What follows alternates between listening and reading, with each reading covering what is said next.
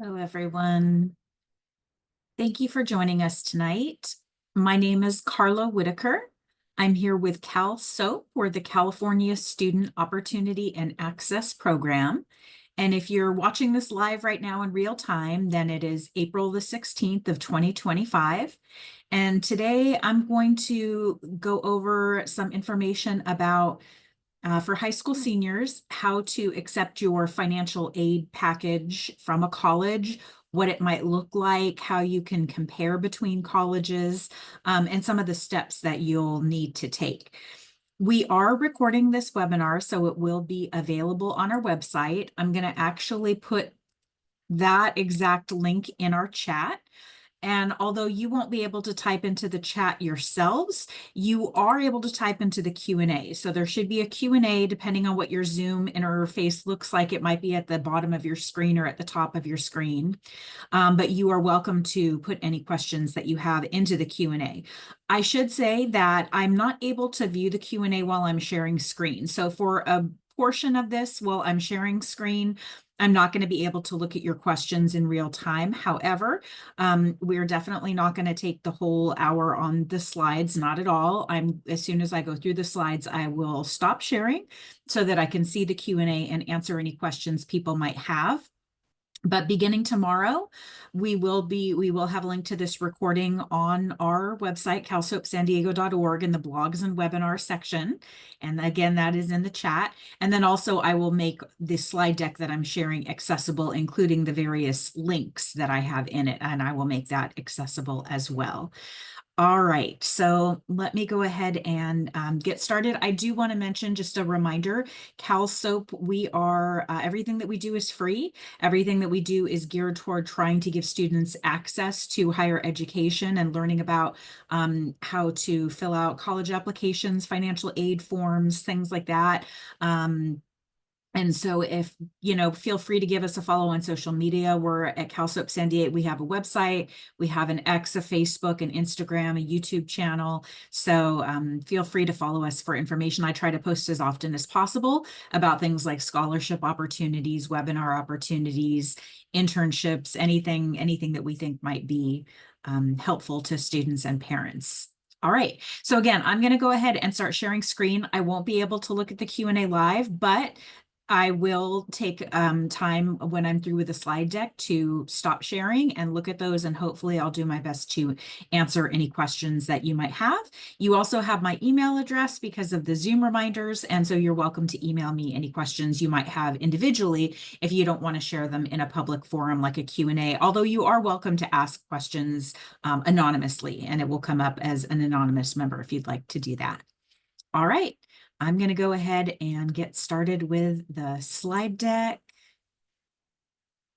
Okay.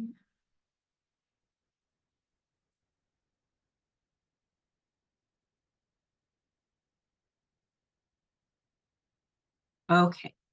So hopefully you are, if you are in this webinar, you either are a senior in high school, you're a 12th grader, or maybe you're a parent or family member of a 12th grader, and you want to know as much information as possible about making informed decisions. This right now, April, is a very critical time. A lot of universities are asking students to make a final decision about where they want to attend college in just a couple of weeks. For many universities, May 1st is that time. It is that deadline.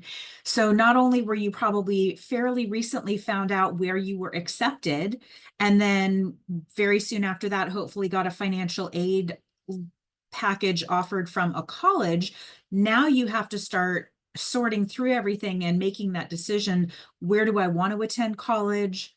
Where can I afford to attend college? Who's giving me the best financial aid package, but also where is the best fit for me?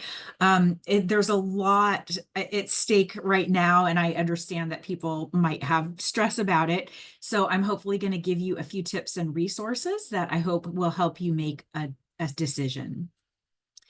So in terms of how to accept your financial aid, a lot of you hopefully have already filled out a FAFSA, that's the free application for federal student aid, or maybe if you don't have a social security number, maybe you filled out the California DREAM Act instead. The FAFSA lets you know any state and federal aid you qualify for. The DREAM Act is only for California aid. But even though some of that money might be coming from the federal or the state government, they're not the ones who send you a financial aid package. They just evaluate and give you what's called a student aid index, a number that a college financial aid office will use to then give you a complete package. So when the colleges package this for you, they're going to include anything from federal monies, anything from state monies, anything from monies that is being offered by their own college or university campus, if they have their own grants and scholarships. And if you're bringing any outside scholarships, they'll also package those in and include them as well to show you how that factors into all the total money that you're bringing there. The key thing that you want to remember is if you're being offered a financial aid package, the key is first accept the aid you don't have to pay back. All right. Usually aid will come in maybe 3 different types of forms, technically more than that, but we'll classify them in 3 categories. In terms of the first type might be grants or scholarships. Grants and scholarships, usually no matter what their source, they are considered gift aid, and so no repayment is needed. It is not a loan. It is not something that needs to be paid back. A grant is gift aid. A scholarship is gift aid. So if you're offered a grant, any grants or any scholarships in a financial aid package, I strongly encourage you to accept them because there's almost no downside or no risk or negative to accepting grants and scholarships. Again, they are gift aid that does not need to be repaid. So if you're offered a grant, please accept it. If you're offered a scholarship, I strongly encourage you to accept it. If you filled out the FAFSA and you have a certain family size and income level, you might also have been offered something called work study, and we'll call this earned money. What they'll do is for one school year, they might offer you a set amount of work study money. I'll give you a common amount. Let's say that they offer you $3,000 for one school year in work study money. Now, nothing will happen to that money. It will basically just expire at the end of the year if you decide never to get a job. But if you get what's a work study designated job, which is usually on campus or with a department close to the campus that works with the campus financial aid, what happens is you earn that money. If you get a part-time job in college, you earn that money just like any other student would. The difference is you're now very marketable and you're now very hireable for a campus department, because guess what? If the federal government is paying for your salary, regardless of the fact that you're keeping it and spending on rent, food, whatever you need to spend it on, that department really appreciates that probably at least half of your pay is going to be coming from that work study money that's part of your financial aid package. That means they want to hire as many work study students as possible. I know that where I work in Cal Soap, that's part of the only reason that we can exist is because many of our student staff members have work study money, and that work study money allows us to pay them partially out of those federal funds. So basically, work study doesn't need to be paid back, so to speak, but they're offering you a certain dollar amount a year that you can work up to, and sometimes beyond that amount.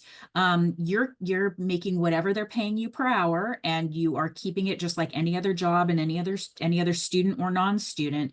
But again, the deal is that you get to keep that money, but it's part of your financial aid package. Okay, so if you'd like to accept work study, then that's the next thing you should accept. The final category that they might offer you in a financial aid award is borrowed money, also known as loans. And these you do have to repay, pardon me, and you do have to repay them with interest. So depending on current interest rates and who is the lender and your credit scores sometimes, and many other factors, that's what affects the interest rate of a loan. So If you are borrowing money to go to college, and it depends on many factors, including, is the student doing the borrowing? Is the parent doing the borrowing? Is it just a personal loan, or is it specifically an education loan? Who is the lender? But those ones I would be cautious about. I would take all the grants and scholarships you're offered first, take any work study that you're offered after that, and then I would save loans for the very end. By the way, even if you're offered a loan, you do not have to accept it. You're not obligated to accept it. That is your choice. And it's nice to have that as an option. But just because you fill out the FAFSA and maybe are offered a loan, whether it's a federal loan or a state loan, or if you're offered one from a credit union or a loan company, whatever, again, you don't have to take it. That's not part of the deal. If you do take it, you will have to repay it, and you will have to most likely repay it with interest. So first, I'm going to speak a little bit about grants and scholarships, and then speak a little bit about other kinds of money. So with grants, sometimes they do have certain eligibility that you need to, in order to get a grant, you need to be eligible, and there might be certain conditions that apply to that grant. For example, it might require you to keep a certain minimum college grade point average, or GPA. So keep in mind, if you are getting a Pell Grant, a Cal Grant, a Chafee Grant, whatever it is, they might have a restriction that says you're eligible for this grant, every year that you're filling out the FAFSA, every year you're in college, we're going to offer you this grant, but you always have to maintain a minimum 2.0 GPA or some other GPA. They might also require that you're enrolled in a certain number of units, because usually the amount of tuition you're paying can be based on whether you're a part-time or full-time student, or based on how many units you are taking each quarter or semester. So if they're going to give you a full amount that's considered for a full-time student, but you're only going part-time, they might hold back and say, well, wait, you can't get this grant unless you're a full-time student, or you can't get the full amount of the grant unless you're a full-time student, or unless you carry a certain number of units. There's also certain grants that are only available for a certain number of years. They might say this is only for undergraduates, or this is only available for a maximum of 2 years or 4 years or 5 or 6 years. So just understand that even though the grant is gift aid and it does not need to be repaid under any circumstances, there still might be eligibility requirements and conditions that go with that grant. Another thing to remind you, just to make sure we're 100% clear, scholarships and grants are gift aid. They do not need to be repaid. Do pay attention to eligibility requirements. Like, there might be, for certain scholarships, they might require you to maintain a certain GPA, especially if it's a renewable scholarship where you can apply to get it, several years in a row while you're in college. It might require a certain college GPA. If it's just a one-time scholarship, it might depend on your high school GPA. But if it's a renewable one where you're reapplying to see if you can get it every year you get it while you're in college, they might require a certain college GPA. There's also something called a TEACH grant, and that's an acronym, TEACH. And what that is it's basically saying, if you get a teaching degree, and then you go on and you teach in a certain district for a certain number of years, that grant is gift aid. So they're basically offering free money to people who want to become teachers. However, if you don't then fulfill that obligation and become a teacher and then teach that number of years in the districts or schools that they're giving you the option of, that grant then turns into a loan and you do have to pay back the money. So it's an awesome program, but I would only encourage people to go for the TEACH grant if they're very certain that they know they want to get into teaching and they're available and willing to commit that number of years to teach in the schools that they're required to. So again, there might be terms, there might be conditions, but generally scholarships and grants are gift aid. So work study is a program offered by the federal government. The money is earned through your work, but it does not need to be repaid. It's not a loan. You are, if you want to say, working it off hour by hour at whatever hourly rate a college job is paying. I know commonly college jobs, a lot of times you might make somewhere between like $17 an hour and maybe $22 an hour. That's typical rate for a lot of college jobs. this is not where you're required to get a full-time job. And in fact, many colleges don't allow you to be a full-time student and also employed with that college full-time as well, because they know that working 80 hours a week and going to school 80 hours a week is pretty unsustainable. But research does show that students who work part-time jobs in college often develop better time management skills, as well as developing a lot of work-related workplace skills along the way. So again, if you're offered work study, they usually offer it to you for 1 year, 1 school year, and they'll give a total amount. And let's say, like I used the example of a number of $3,000, you'd have to work quite a few hours to earn that amount. And some jobs will still employ you. If you're a good employee and they have the budget, they'll still employ you even after you run out of work study. A lot of them work with you to try to do that as well. But it makes you really hireable. It's something that a college department would really love to have work study students, because those funds that they're paying you with come from the federal government and not from their individual department. Okay, so let's talk about student loans. If it's a federal student loan, in other words, it's through the FAFSA, you filled out the FAFSA and now they're offering you a federal student loan, it does need to be repaid and it is going to be with interest. There are generally 2 types of federal loans that might be offered. One is called subsidized and one is called unsubsidized. I like using word tricks and things like, I say grants are great because they don't need to be repaid. Well, subsidized is super.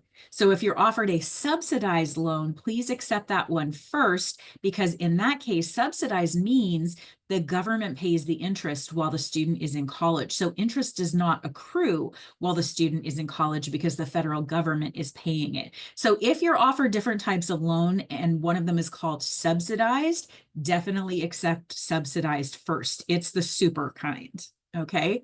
You might also be offered an unsubsidized loan, and there's nothing wrong with that. It's just that the interest does begin to accrue as soon as the loan payments are being distributed. So they're not waiting, they're not paying it for you. That interest does start accruing right away. And then one last type of loan that you might want to save for last is called the PLUS loan.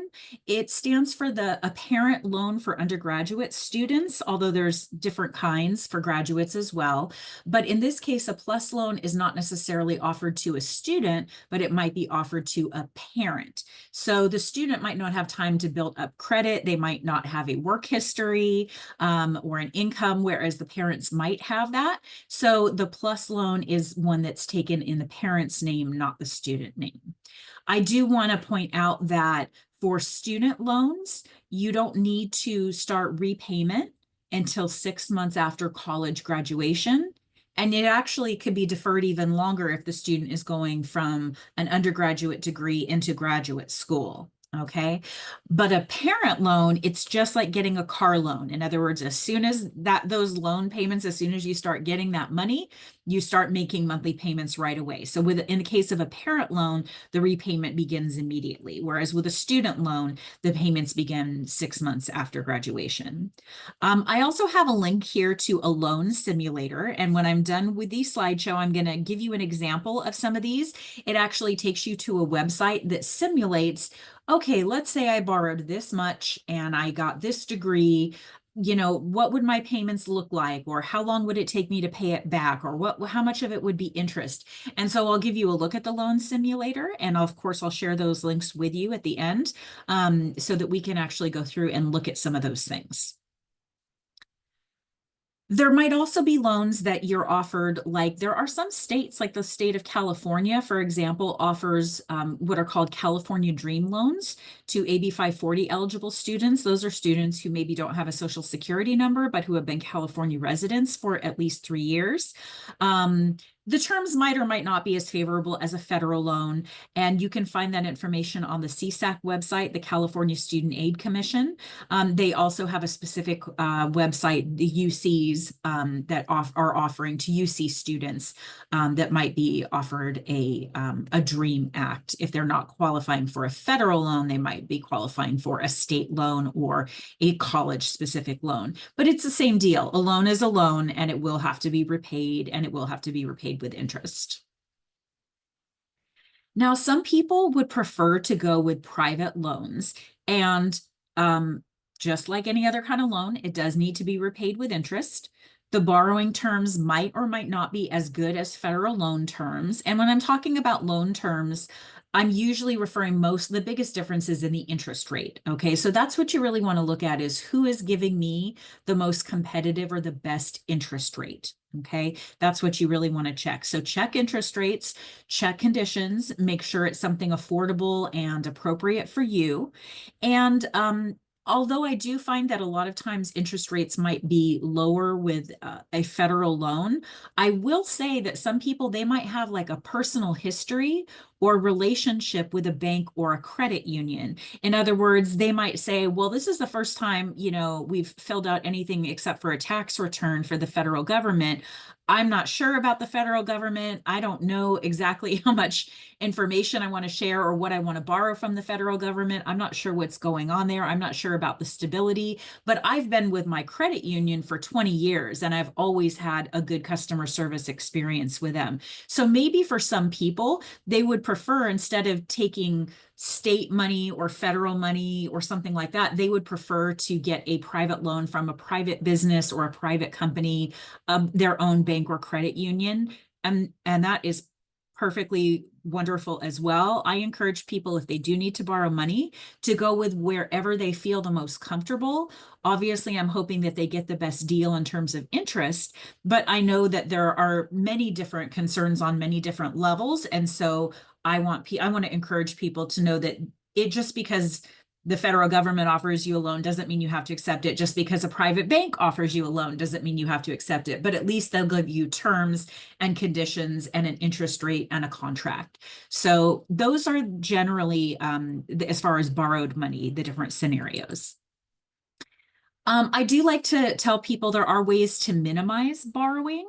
One thing is, you can ask the college, usually if you are paying all or part of the tuition out like as a payment plan. In other words, you say, okay, well, we can't pay this many thousands of dollars up front, but could we get on a monthly plan? Check with your financial aid office, because a lot of times if it's the tuition portion that they're paying for, when they separate it into monthly payments, sometimes it can even be an interest-free monthly payment. So in other words, you're not having to borrow up front to pay the whole amount. They'll let you split it into, it might be 9 payments a year or 10 or 12 payments a year, where you're splitting out the tuition, but you can ask them, is that interest free? And hopefully it is. I'm also going to share another link to the Consumer Financial Protection Bureau, and it shows you a tool that gives you a kind of a real life idea of what actual costs might be like if you have to borrow money. And so again, it's kind of a whole website. I'll take you through some examples. I think it's a really good idea if you can create a budget so that you only borrow what you truly need, and start small. Remember, you can borrow more later if needed. So sometimes students are offered, let's say they're offered a $5,000 student loan, and they're like, that is awesome. I will have, if I borrow that much, I know I don't have to pay it back till after graduation. That it's more than enough to pay for my cost of attendance, and I'll even have money left over, and I can do this and I can do that. But remember, you don't have to accept the full $5,000. You can say, okay, great. If I'm approved for that much, that's my maximum. Can I borrow $2,000 and then revisit this in 6 months? Because usually if an organization is going to lend you money up to a certain amount, they will still lend you money up to that certain amount if you're approved for it, if your credit doesn't take a hit or there's no circumstances that change with your family. You can borrow more later, but it's always better to start small, because you'll have less to pay back. And remember, the less principal you borrow, the less interest you'll have to pay back. So it's okay to decline a loan. And if you do take a loan, it's okay to ask if you can take it for less than what they've offered. Okay. Also, sometimes you can negotiate with a college's financial aid department, where you can say something like, look, I can't work this year. There's no way I can do it with my schedule, but I have $3,000 in work study. Is there any way I can convert that into a grant or a loan? You might be told no, that you can't do that, but you never know. Sometimes there's ways to repackage different parts of your aid. So you should check with a financial aid officer and find out. Okay, Now, I know that this webinar is titled How to Accept Your Financial Aid. The truth of it is your college gives you very clear instructions on how to accept your financial aid, and it's going to depend on the college. That part is not actually too difficult. You just want to follow whatever instructions are provided by the school's financial aid office to accept it as soon as you've decided to attend that school. One thing to know is that if you are going to take a loan, there's something called a promissory note that you might have to sign electronically, depending if the student is borrowing, if the parent is borrowing, maybe one or the other might have to sign this promissory note for a loan. Also, there are some entities that actually require a little bit of online counseling. They call it entrance counseling for loans that let you know, here's what to expect. Here's what you're taking on with a loan. This is when repayment starts. This is what payments will look like, to kind of give you some financial literacy counseling, which really helps you understand what you're doing when you're taking on a loan. And again, review the loan terms and the repayment conditions before accepting. Don't just accept a loan because it's offered. Discuss it as a family, talk about if you want to accept it, if you decide to accept it, is it going to be for the full amount, etc. Okay. So most colleges will they'll give you a financial aid award letter, and I'll show you what that looks like in another slide, but they'll also offer you something they sometimes abbreviate as a CFP, or a college financing plan, and it might look something like this. It'll have the student name and information up at the top. And then it will have probably an estimated cost of attendance for a school year. Now, it might have direct costs like tuition and fees. And if you're living on campus, that might also include housing and food. If it's off campus, that's just going to be an estimated cost. Then it will also give you an estimated cost of books and supplies, transportation, and other costs. And it'll give you a total estimated cost of attendance for one school year. Then it'll take something called your student aid index, which is a number that you got hopefully when you filled out the FAFSA. Then it will give you any kind of like any scholarships you're getting, whether they're from the school, from the state, from an outside organization, any grants you're getting, whether they're need-based, if it's from the college, from the federal government, from the state government, if it's a teach grant, if you're getting any VA educational benefits, like for example, if you have a parent who is a veteran and who sustained some disability, you might be getting partial or full tuition coverage at a state college. And then it'll have the net price. Okay, well, we were putting all this together. Here's the net price that you would have to pay. So if here's the total cost, but here's the money you're getting in scholarship grants and benefits, and then here is what's left over that you would still have to somehow cover. And then they might say, okay, well, you also have these loan options, whether it's like a federal loan and if it's subsidized or unsubsidized. They might also offer you a certain amount of work study. And they might talk about other options as well, like tuition payment plans and things like that. So ed.gov, the Department of Education, does have like an example of this actual college financing plan, and I will include this link for you so you can see one of these and you can fill it out on your own per college if you want to do your own kind of college financing plans on a single sheet so that you can compare them from school to school. This is an example of what a financial aid award letter might look like from the financial aid office. Now, this one is laid out pretty well. I like this one. You'll notice, though, if I take you to the next slide, every single college has a different looking letter. There's Stony Brook up there on the left, and there's another one and another. They all look a little different. They all have, you know, it's not a standard format, unfortunately. We wish it were. But this one is laid out pretty well, and hopefully somewhere in there, these are the kinds of things you'll see. Somewhere they'll have the financial aid that you're being offered. Like, for example, this student for 1 year is being offered a total of almost $40,000 in financial aid. Now, that's not all gift aid. Notice that part of that is loans, okay?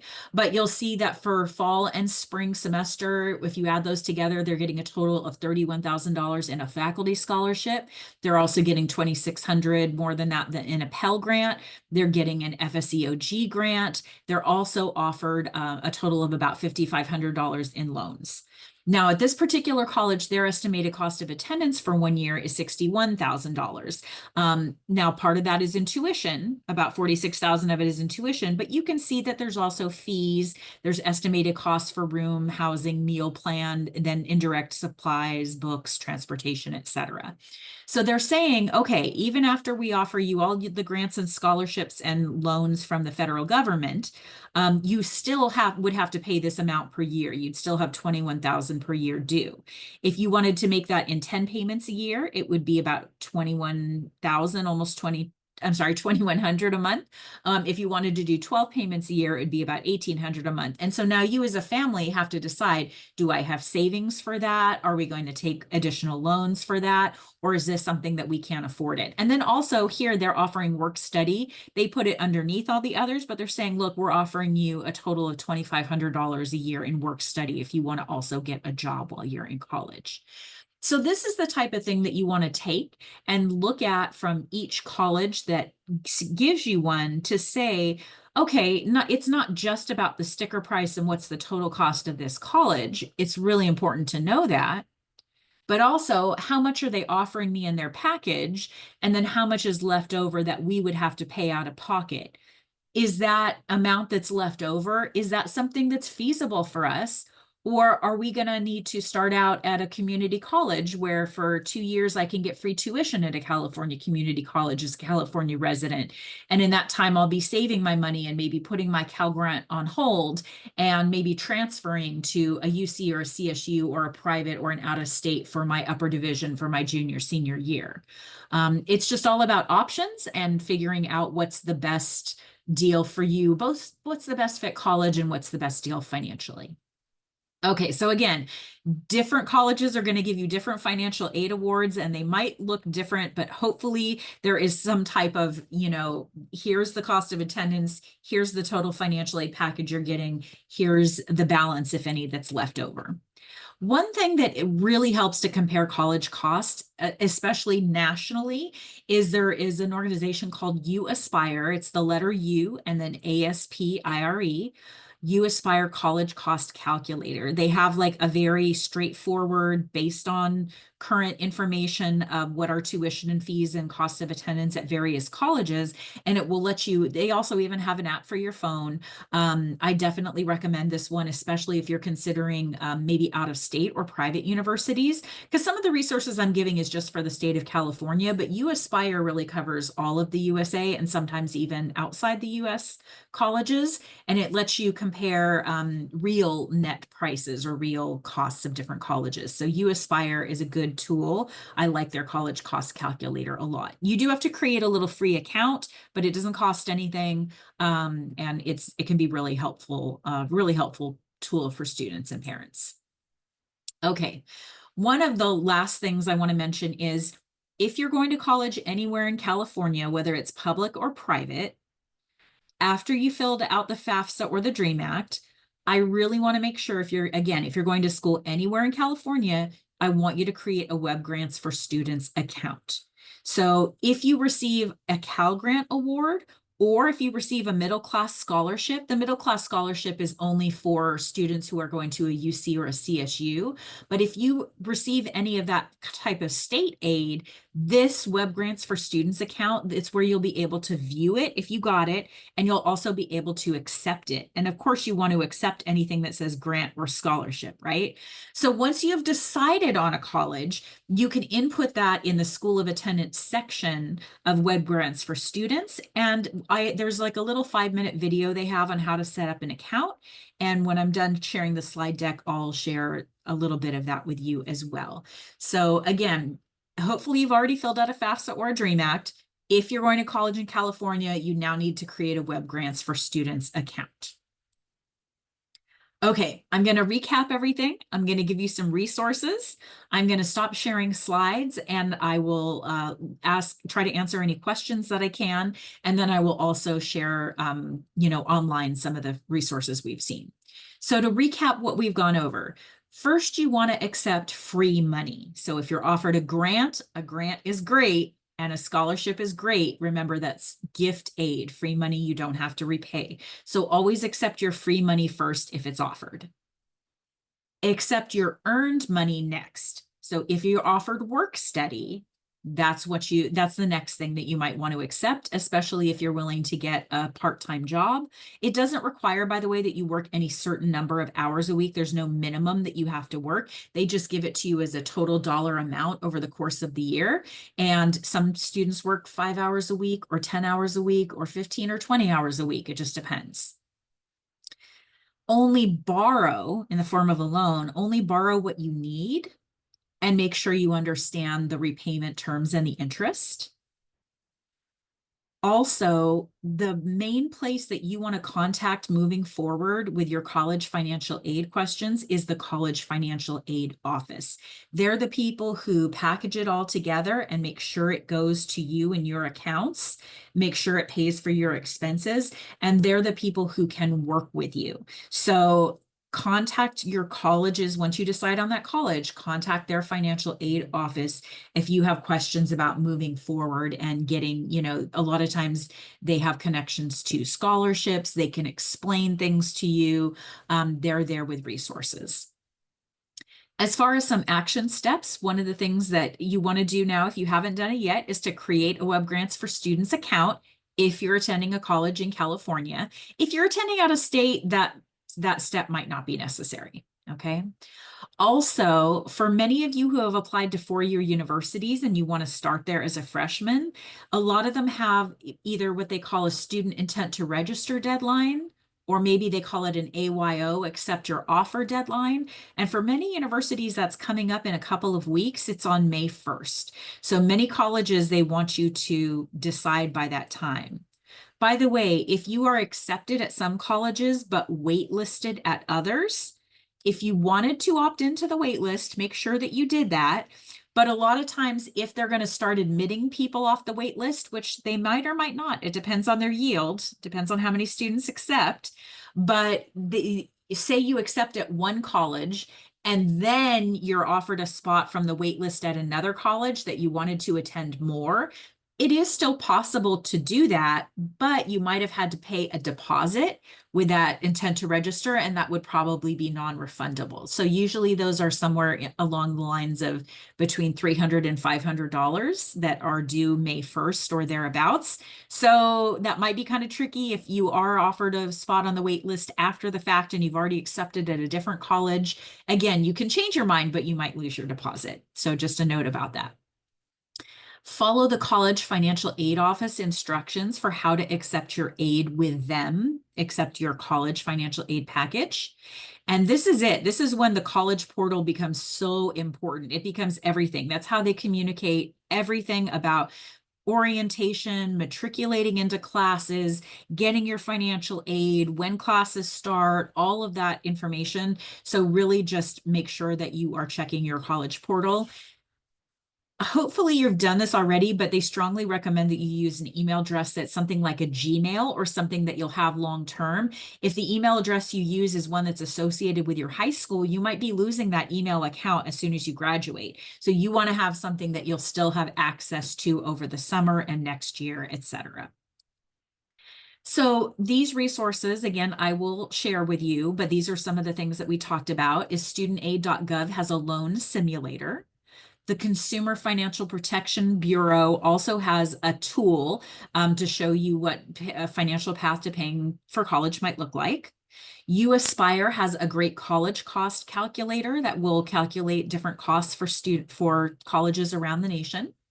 Web Grants for Students is for California students, and that's at My Grant Info as part of the CSAC website. CSAC also has 3 calculators that are for California colleges. One is just called the Net Price Calculator, and that includes all accredited colleges in California, public and private, 2-year and 4-year. They also have a UC Net Price Calculator and a CSU Net Price Calculator. So if you happen to be going to a UC or a CSU school. All right. Okay, so now I'm gonna stop sharing screen and we'll see if there are any questions in the Q&A. Okay, I don't see anything right now. So, but you are welcome to put questions in there. What I am gonna do is I will just show you a few of these resources so that you can see what they look like. All right. Okay, so this is the one that's the loan simulator. So calculate your federal student loan repayment options with the loan simulator. Um, if you choose, for example, you can log in if you already have an FSA ID, but if you don't want to log in, like if I go over to the far left, I want to find the best student loan repayment strategy. I do start from scratch. And then it'll ask you, okay, so pretend you've just graduated from college. Do you have a job? Have you filed taxes? Do you have children? Are you married? Do you have taxable income? So let's say that these apply to me, and then, or you could even put none of these apply, whatever, and then continue, and it'll continue to ask questions. What's your current loan situation? So let's say you took a loan for, it'll ask you, was it a direct subsidized loan, unsubsidized? You can look up all these different kinds of loans, what interest rate percent it had, and that will pre-populate if you choose, like, for example, direct unsubsidized loan, it tells you what the interest rate is right now. And then it can give you, you can say, okay, well, I took $5,000 in a loan, or 5,000, and you save it and you continue, and etc. You go through this, and step by step, it'll give you like what's your repayment goal, etc. So that is something that is helpful. Let me show you just a couple more.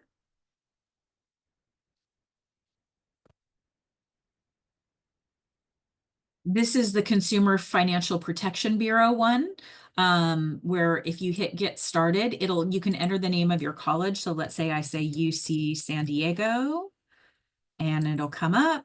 Let's say I want a bachelor's degree. I can select by, what I'm getting my bachelor's in. Let's say aerospace engineering. I think I'll be there 4 years. I'm getting in-state tuition. I'm dependent. I'll live on campus. And then I can select my family income. So let's say my family income is between 75 and 110,000. And then I can see how much that school costs for someone in my income bracket, what the graduation rate is. You can keep going, and it'll say like, how much do you expect to contribute yourself? How much are you going to borrow, and so on and so forth. So that's another great option. And let me share one more.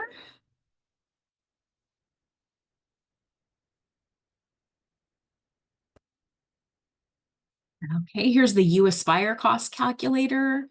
Here's web grants for students. And then we have our CalSOAP website that will be on, that I'll upload this. Okay, so I'm looking, and I still don't see any questions in the Q&A. I don't want to take up much more of your time, but please do email me if you have questions. And again, I'm going to add this to our website so that you'll be able to, under the blog section of calsoapsandiego.org, and I'll add the slide deck as well. I want to thank everybody for participating, and I hope this was helpful to you. Thank you. Good night.